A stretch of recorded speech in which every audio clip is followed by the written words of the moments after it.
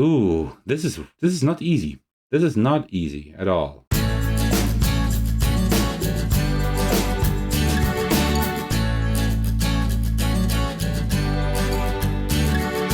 Hey everyone, this is Thecos. Today I will bring you my playthrough of Dungeon Exit.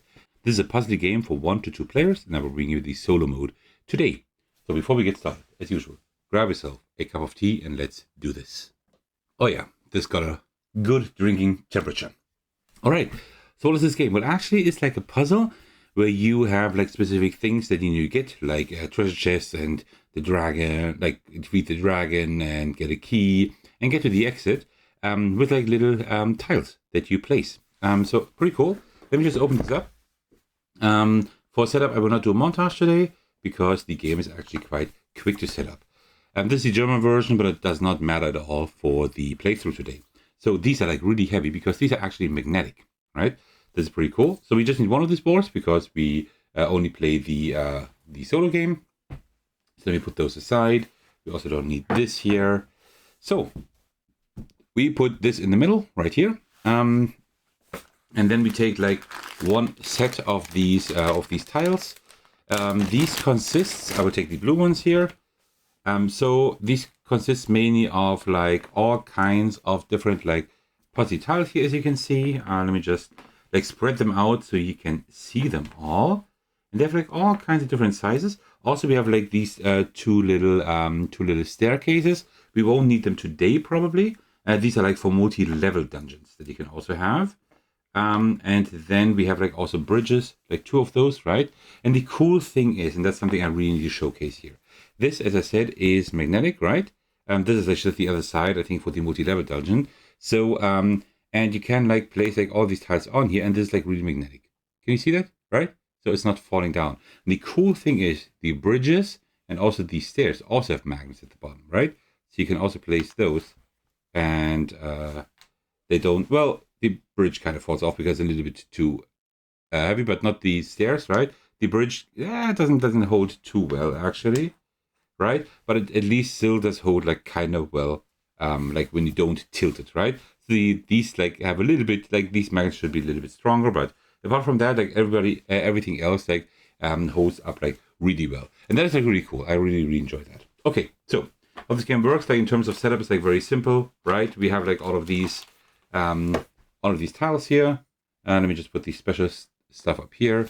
We have like our board here in the middle, just like that. Now it should be pretty much perfectly in the middle. And what we also have is all of these things here. These are things that we put like into our dungeon, right? We have like holes. Holes are impassable. Let me just put a stack of them right here, just like this.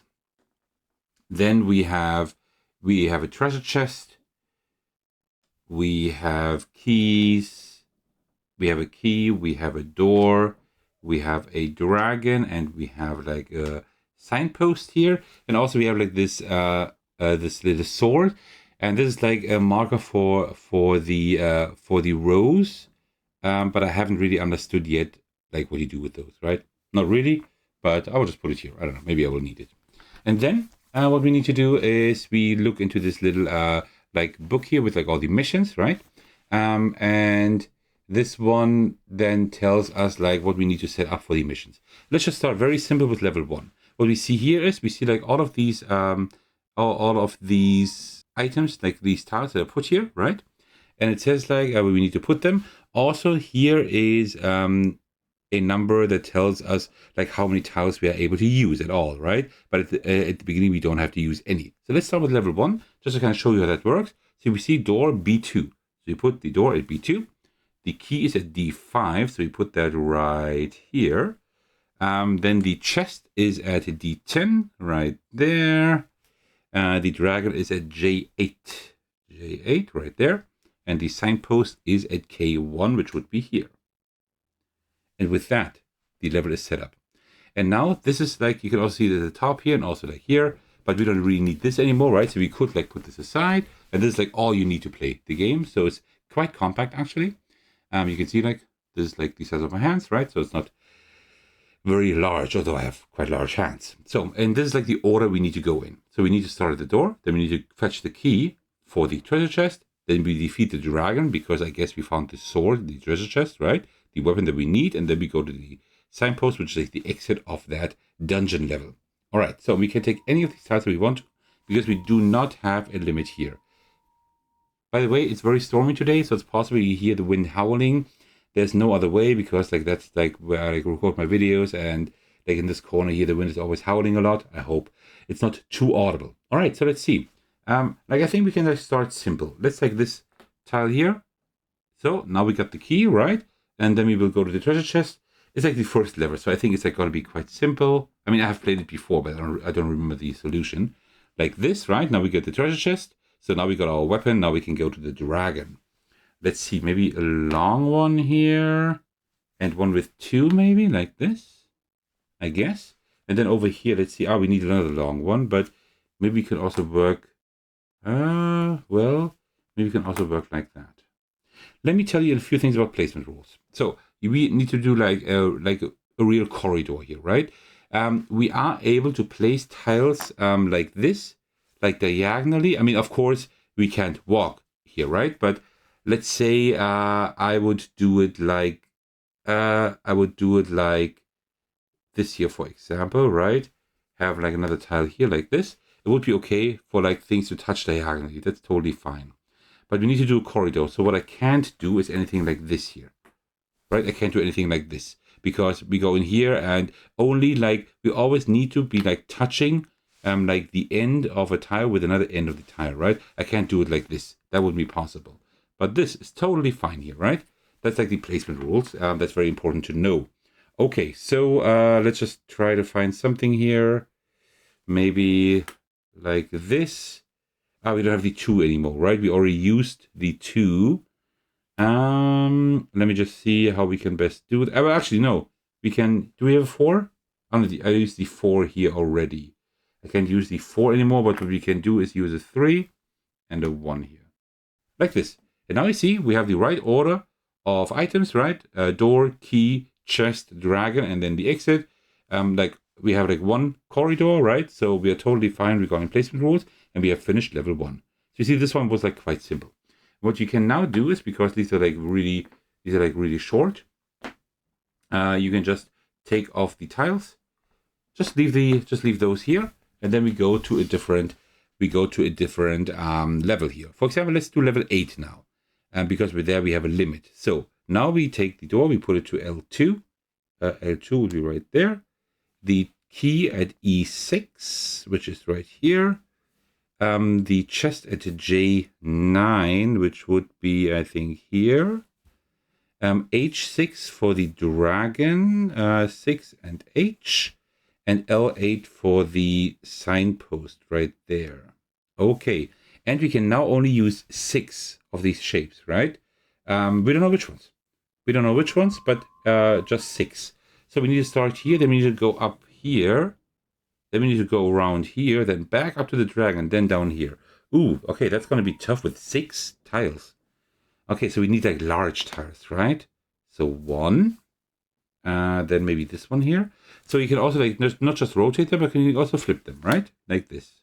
That's totally fine. 1, 2. Then we need to go to the treasure chest. Maybe with this one here, right? 3, 4, I guess. 4. I'm not happy with that one. Do we have a longer one? I don't think so. Okay. For the dragon, then we would have to go here. That's 5. And then for how would we do that actually? Let me put that aside. We don't need that. How would we do that? 6 is really tough. It says 6, right? 6 tiles, yeah. Okay, this is a little bit more puzzly, right? Because I think this is totally fine. I think these are the largest tiles I could have put here. Here, can we optimize anything here? I don't know. Maybe what we need to do is something different. I don't think we need to go straight down here. Maybe instead we need to do something like this. Oh no, that doesn't work. Do I have a tile that lets me go. Oh yeah, just a 4 tile like this. Okay. We have now 4. Now we need to do 1 up here. So now you see like where the diagonal rule comes in, right? We can do it like this, for example, right?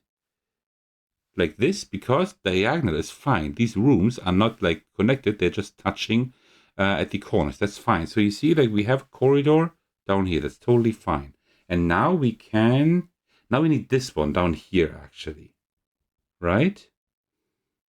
We would need that one down here like this. See it? And then we would have 6 tiles. So we need to do something else here. Let me see. Ooh, this is not easy. This is not easy at all. How far does this go up? Not very far, that's the issue. But maybe we can work with that. Do this like this here. No, but then we need this one again. No, that doesn't work either. How about we work with this one here, like this maybe? And then we would use this one here, right? But we need that one over there. Oh, that is kind of rough, actually. Look at this. Okay, I think we got it, right? So we have a clean corridor. We have 1, 2, 3, 4, 5, 6. We do have these 6 that we need. And we are going from door to key to chest to dragon to signpost. There we go. You see? This is like how you would solve puzzle number 8. And then you just continue, right? These just get harder and harder. So for example, if you had like puzzle like level 22, you see that you also have to put these on the board, right? And these are just tiles that you cannot use. These are holes. You have to like go around them, right? And then you also have like bridges. So let me just show you like the other items that we have here. So these holes, as I said, right? So for example, let's just say we had like a hole here and we had like one there and I don't know, one here maybe, right? So that's fine. We're all going all around and this tile would have been okay, right? Because we can place it right here like this, right? Also, we could have placed something like this here like this because we're going around the holes, right? What we could not have done is put something here like this, right? Because there's the hole in the way, right? That's like what holes do. Also, there are bridges. Sometimes you have to use bridges, and bridges are really cool. Because with bridges, let me just clean everything up here. With bridges, you can do the following. So let's just say we have you start here at the door, right? And we want to go to the key right here, like this maybe. So let me just do like a hypothetical thing here, like this. And then we have like the treasure chest down here and the dragon up here, just for example, right? So then we could say, okay, we go down to the treasure chest with our key. And now we need to go up to the dragon, right? Actually, this doesn't quite work. Let me just do it like, doesn't really matter too much. But give me just a moment to kind of fix that. Let's just do it like this. And the dragon would be then, I guess, maybe here, something like that. Okay, so, and now what we can now do is we can now take another tile here. Let's maybe take the 3 one here, like this, right? And then we can continue up here. And usually that wouldn't work, right? You can't just go here, but you can put a bridge right here, like this, right? So let me just kind of show you like this here. And this is also why the bridges didn't work on the thing, right? They actually stick if you put them on the other magnets here. So this is how it works. Can you see it? Right? So we are like going under the bridge here. And then we go here, and then we go over the bridge right here, right? And that actually works. That is something you can do.